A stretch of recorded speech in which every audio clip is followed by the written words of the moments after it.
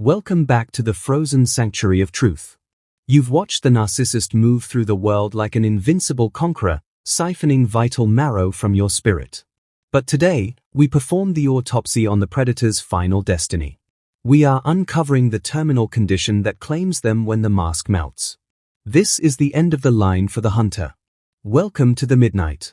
Imagine a high-end sports car sitting in a dark garage, looking magnificent and intimidating, but the internal wiring is corroded by a slow-acting acid. That is the narcissist in their twilight years. They crave the high of the harvest, but they are biologically incapable of processing the energy they steal. To them, intimacy was never a union, it was a clinical and cold extraction. Have you ever noticed that strange, vibrating tension in an aging narcissist's skin? You thought they were winning the game of seduction, but you were actually witnessing a biological system in a state of permanent overheat. They are frequency pirates who have hacked into too many souls, and the lag is finally becoming lethal. The somatic junkie is running out of fresh veins to tap. The big haunting question we are answering today is this: what is the secret disease that every narcissist suffers from at the end of their life? It isn't a condition found in a medical textbook, but a clinical decay of the soul. While you are seeking peace and restoration, they are facing a visceral horror. They are facing the total absence of a self in a body that is failing. You've spent years wondering why they turn into a stranger before the sheets are even cold.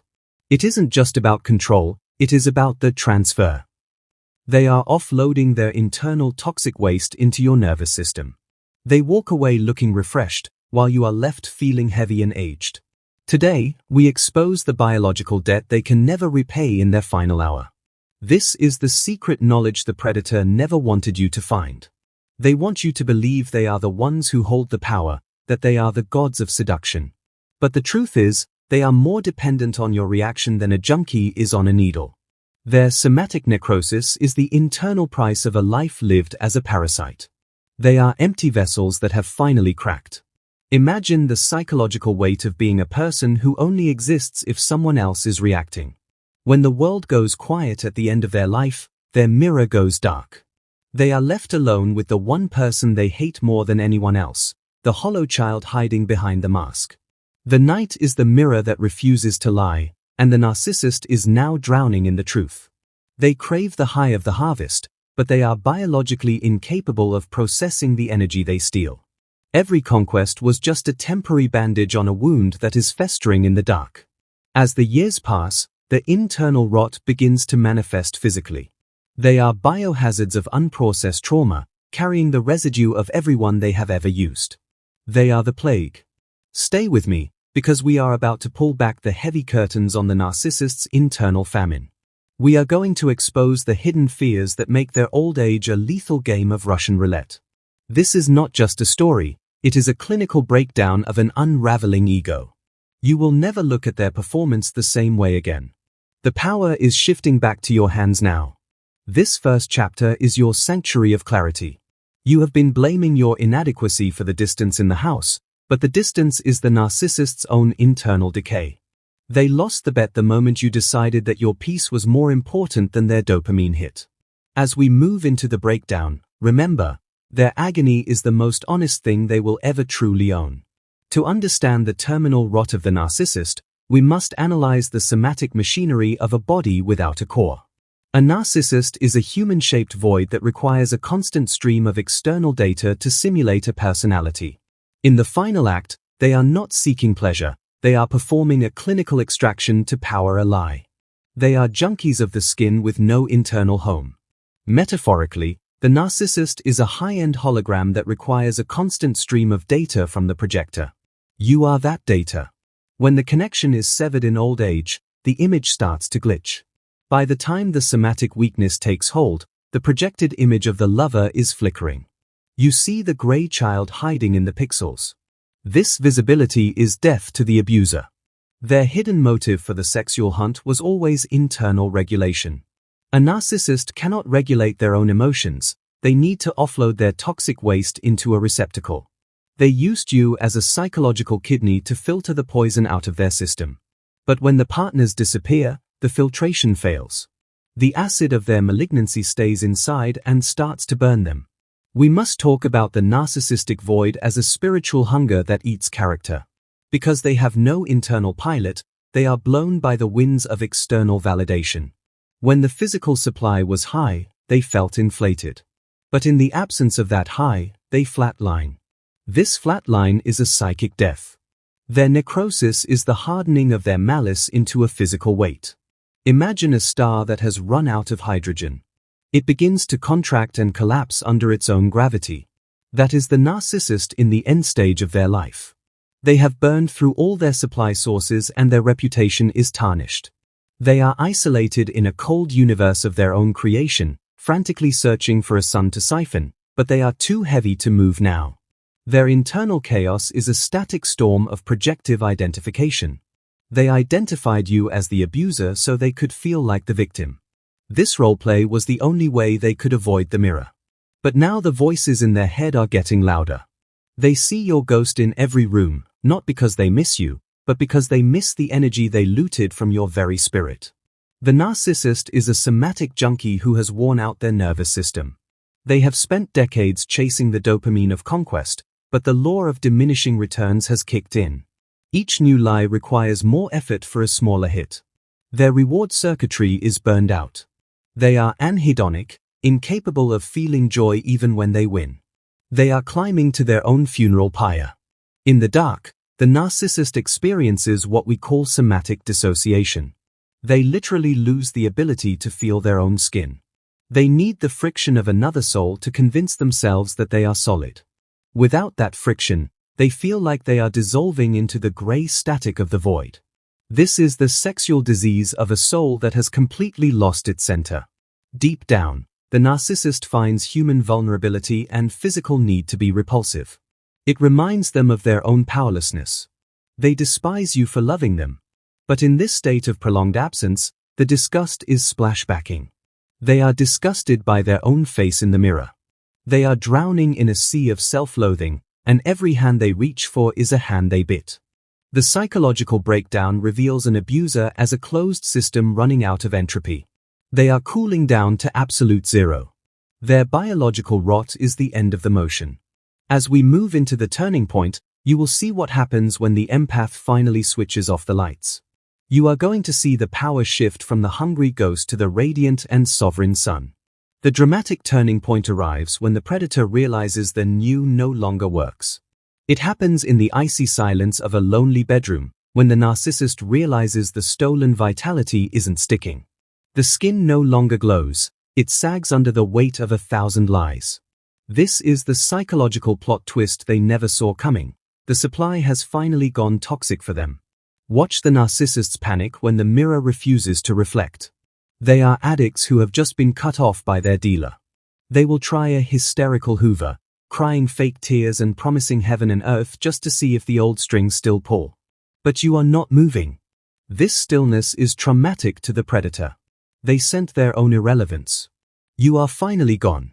This is the moment of internal sovereign alignment where you realize the abuse was a filter they placed over your eyes. You take the filter off and see the abuser for what they actually are, a small, frightened, empty shell screaming for attention. The rot is visible now. You see the grayness. You don't feel anger anymore, you feel clinical observation. You are the scientist now. When rage fails, they pivot to strategic victimhood. They will invent illnesses or financial crises to guilt-trip you into resuming the connection. They are frantically trying to load the syringe of their shame and inject it into your compassion. But you see the calculation. You recognize the performance. By naming the demon, you strip its power and walk past the bait safely. The silence of the empath becomes the acid that accelerates the rot. Without your empathy to heal the wounds they self-inflict, the abuser's internal injuries fester. They start fighting with everyone else. They burn their own house down just to feel the heat. They are spiraling into chaos because they cannot exist without a calm center to disturb. You were that anchor for them. They attempt a malignant discard to save the last shred of their ego. They announce to the world that you are the problem, that you are the narcissist. This is a psychological confession of their internal failure. They are projecting their own death onto you. But you are relieved. You accept the discard like a lethal promotion. You watch them walk out and feel the density lift. Show the shift in the energetic signature of your life. The moment the abuser is gone, the space sanctifies. You strip the bed, you burn the sage, and you open the windows. You realize that the spiritual necrosis was a contagion they brought into your temple. Now that the carrier is gone, your vitality returns. You breathe into your center and feel the radiance of your spirit. This is a psychological shift. You forgive the vessel for absorbing the rot. You realize your body was just trying to survive a toxic spill. You nurture the flesh with self-respect. You realize the relationship was a dark initiation that forced you to find your internal sword. You thank the trauma for breaking the mirror and revealing the sovereign. You have finally graduated. This is the moment of total detachment. You look at the past and you don't feel pain, you feel physics. You see the mechanism of the transfer. The abuser is a name you barely remember. They are a minor malfunction in the great machine of your evolution. The turning point is absolute. You are inhabiting your life with an intensity that is terrifying to the weak. You are home. As we move into the collapse, remember, the abuser depends on your reaction to stay 3D. By withdrawing your focus, you have deleted their existence in your universe. They are going to panic. They are going to burn their own world down to get your attention. But you are no longer the firefighter. You are watching the fire from the high ground, safe in your own sovereignty. The collapse of the narcissist is a spectacle of absolute void. When the empath stops absorbing the rot, the abuser's false self shatters from the internal pressure of its own nothingness. They experience narcissistic mortification, the psychic death they've been running from since childhood. You will see them acting out with manic recklessness. Their mask is melting like acid. Their social consequences are swift and public. As the recovered empath moves through the world with quiet dignity and icy indifference, the abuser's smear campaign evaporates into the stench of desperation. The truth has its own gravity.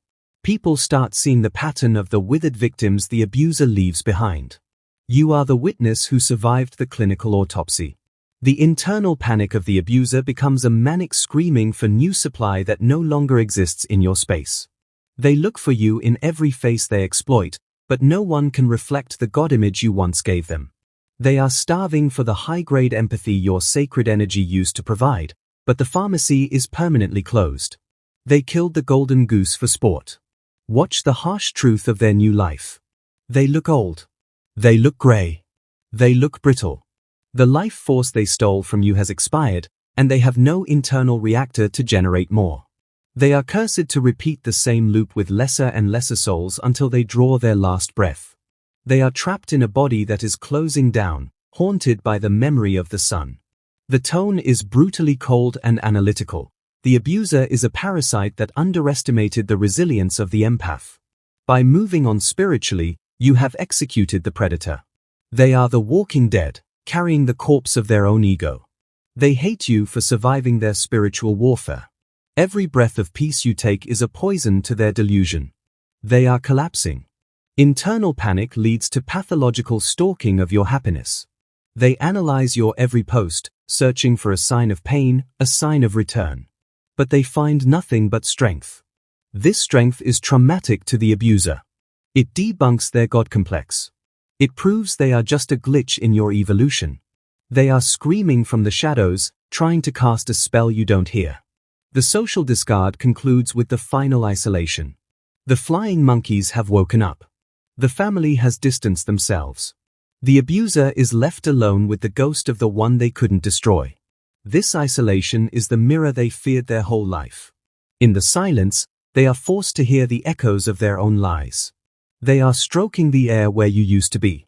Brutally truthful analysis. The abuser failed because they miscalculated the resilience of the spirit. They thought they could starve the empath, but they only forced the empath to hibernate and evolve. Once you wake up and retain your energy, you are invisible to their manipulation. The narcissist is a shadow that cannot exist in the presence of your internal solar truth. Intensify the collapse. You watch their disintegration with a sense of sacred justice. You don't feel vengeance, you feel order. You see that the world is actually safe because you are the one who defines your reality. The abuser's rage is a distant noise that no longer reaches your frequency. You are healing at a speed they cannot match. The monster is finally, clinically, dead. As we enter the final truth, look at the ruin of the abuser and realize, you are the winner. The rot was just the shell of your evolution. You have found the key. You have opened the door. You have walked into the world and the world recognized you. The final truth is cinematic, empowering, and saturated with radiance. The collapse is complete. The sunrise is now internal. We have reached the final truth. The rot you witnessed in the abuser was never your fault. It was the inevitability of a life lived without a soul. You were the oxygen tank they used to survive the vacuum of their own narcissism, but today, you have disconnected the line. They are finally breathing the air of a world they poisoned, and the weight of that air is lethal to them. Emotional closure comes from the absolute knowledge that the abuser never existed as the person you loved. You were in love with a reflection of your own empathy.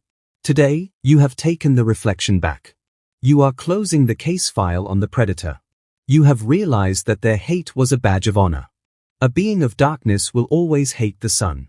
You are the sun. Healing is the cinematic slow burn of presence.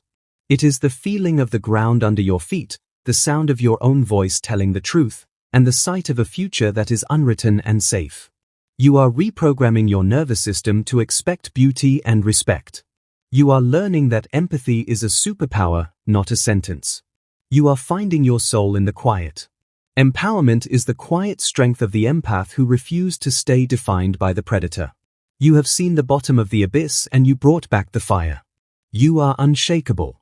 The narcissist's screams from the shadows are just background noise in the symphony of your life. You have changed the frequency. You are tuned into the voice of the universe and the earth. You are part of a global awakening of sovereign empaths who are refusing to be supply. We are collective strength. We are spiritually invincible. The narcissist's obsession with your energy was the last stand of a dying parasite. The age of the predator is ending. The age of the authentic is beginning. Your voice is a siren of truth for others who are still shaking. Imagine the final scene. You are standing on a mountain peak at dawn. The wind is blowing through your spirit, cleansing the last traces of the abuser's shadows. Below you, the dark valley of the narcissistic trap is dissolving in the light of the new day. Above you, the sky is exploding with colors you can finally see again. You are whole. You are complete. You are home. Cinematic closing imagery. The abuser is now a distant ghost, stalking the ruins of a life they burnt. They are screaming at the wind, begging the dust to become the host again. But the dust stays dust. You are flesh and blood, light and fire, moving at the speed of joy. You have found your tribe. You have found your peace. The spiritual necrosis was just a dark cocoon. The final truth deliverance. The narcissist tried to kill the empath because they were terrified of what would happen if the soul went sovereign. They wanted to keep you as a battery, but the battery exploded into a sun. You are magnificent. You are unstoppable. You have won the game by walking off the field. You have ascended beyond the manipulation. The ghost is dead. Reclaim your space. Reclaim your voice. Reclaim your right to walk the earth with confidence and dignity. The sexual killer, the psychological parasite, and the emotional arsonist have no power here in the presence of your light. Use it to warm your own life. Use it to create beauty. You are a generator of universal light, and the grid is restored. You are the master. The narcissist's final disease is the spiritual necrosis of a life spent hunting souls, but your victory is the radiant pulse of a heart that refused to go dark. Walk into your future with the fire of the chosen, because the predator has finally run out of time and you have just begun to live. The act is over, the mask is shattered, and you are finally, irrevocably free.